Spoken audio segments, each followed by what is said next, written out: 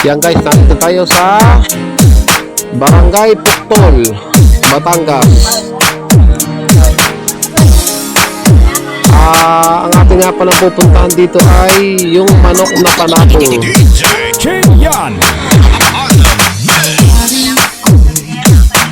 Yan guys, samahan nyo ako dito sa aking pagra-ride para makita nyo yung mga lugar na napupuntahan ko saka mga binya.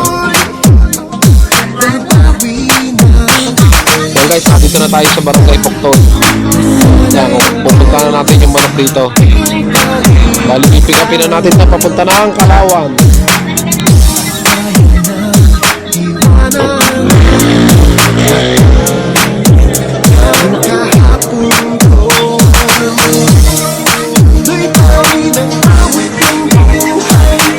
So, ang ganda ng manok na kukunin natin.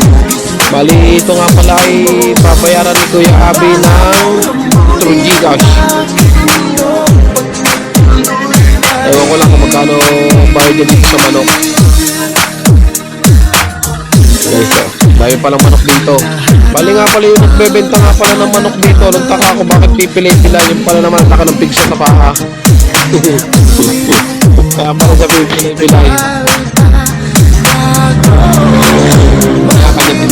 Tindahan to nung may-ari ng manok na kukuha na natin dito. Ayan guys, so ayun yung manok, nilagay na namin sa bayong para ilaban ng pera o bayong.